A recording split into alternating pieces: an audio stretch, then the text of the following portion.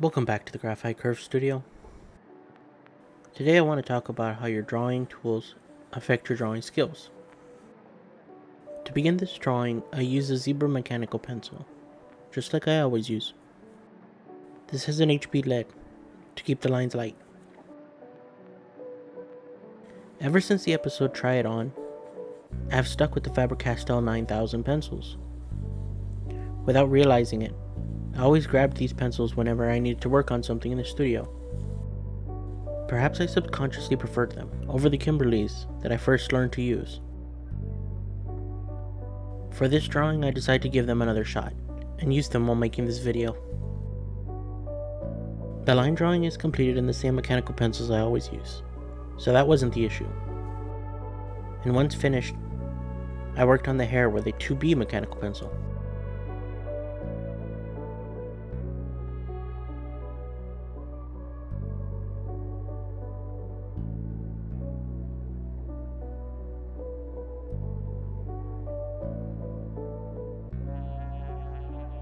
All of this seemed to be business as usual. That was until I began working on the skin of the hand. At this point, I needed to use a 2H pencil, which is the lightest in my range. But the hand was so small compared to most of the figure, I didn't notice what was about to inspire this video. Once the hair was in place, I picked up the 2H pencil. While using bigger strokes to cover a larger area, I was greeted with a familiar scratchiness that I haven't felt in a long time. This is because the Faber-Castells go down so smooth. I didn't even realize I needed it until I started using these. These General Kimberly pencils remind me of drawing with sheetrock. Let me explain. When we were kids, we never got chalk to draw on the sidewalks. But someone, somewhere, always had a pile of discarded sheetrock, and we used that to draw on the streets. And when pressing hard on the sheetrock, it was scratchy and breaks under pressure. It was hard to work with, but that's all we had. We were kids.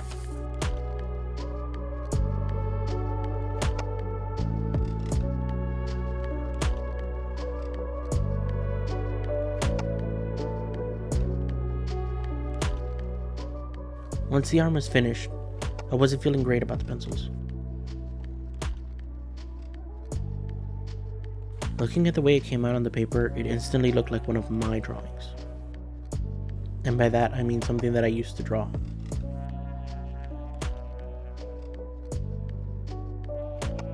For a while now, probably since using the Faber-Castells, I felt as though my skills have leveled up somehow.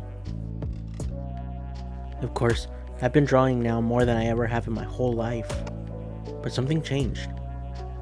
I got better at drawing, and I liked it. I think this was in part due to the pencils, allowing me to express what I saw with my eyes on the paper.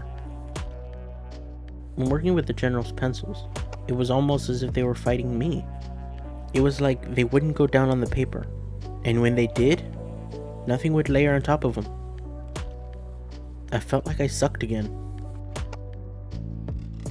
These pencils, the Generals, are the reasons I blended so much in my early years of learning. Even at the beginning of this channel, you can still see me blending heavily. I never saw my art heroes, Andrew Tisler and Cesar Santos, having to blend. So why did I? And I didn't even notice all of this until this very video. With the Fabers, I got to draw like they taught in the art schools. But with the Generals, I felt discouraged. I felt like I lost all of my progress. Maybe I was using them wrong. I have no formal training. Can drawing pencils expire? Almost everything I've learned has been from books or YouTube. So everything I know, I just tried and kept what worked. Working on the lace necklace was fun. It was a challenge and allowed me for a moment to forget about these pencils.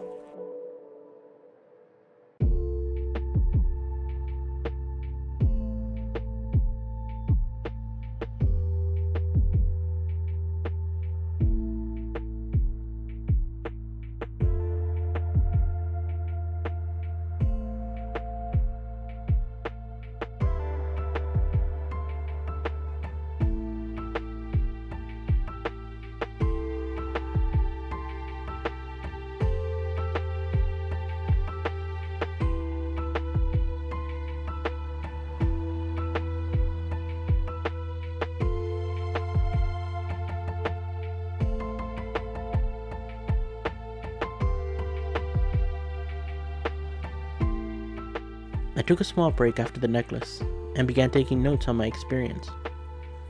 I didn't want to have this drawing done and forget how I felt in the moment. When I got back to work, I tried to fix everything in the drawing, while still sticking to the original pencil set.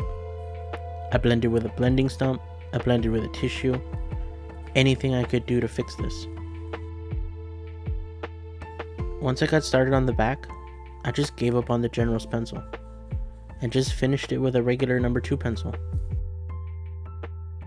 This is the best I could do with the tools that I once used, which leads me to the premise of this video.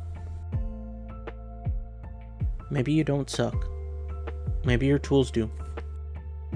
Who knows how far in my drawing journey I would be if I would have found the Faber-Castels earlier in my life. I first found them at a Michael's craft store. They were sold individually, so I wouldn't have to buy a whole bunch of pencils that I didn't need. I grabbed a 2H, HB, 2B, and 6B. These are my most used pencils. I settled on using these specific grades of pencils when I started to draw during the pandemic.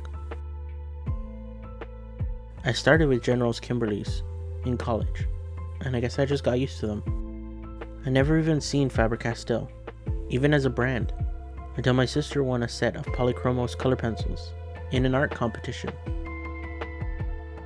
If I never would have taken the chance on getting the individual pencils, I may have given up.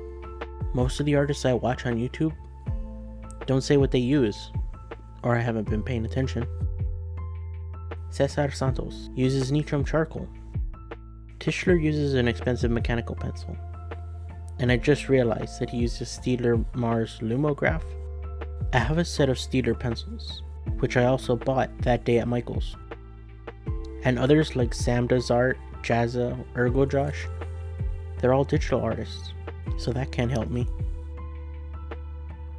If you feel like you aren't progressing in your art, I urge you to try new tools. I did, a few months back. Now I feel more confident in my art. I've also learned that the bad habits I picked up and being unhappy with your art could be because of the supplies you use, and not necessarily because of your skill level. I'm so happy that I took a chance on these Faber-Castell's pencils when I did. If I didn't, I'd probably still be unhappy with my progress. I'm excited to get back to the Faber-Castells, as well as excited for the future of this channel. So I hope you'll join me for that, and subscribe. But remember, don't be a fool. Try and change your tools. Take care, and God bless.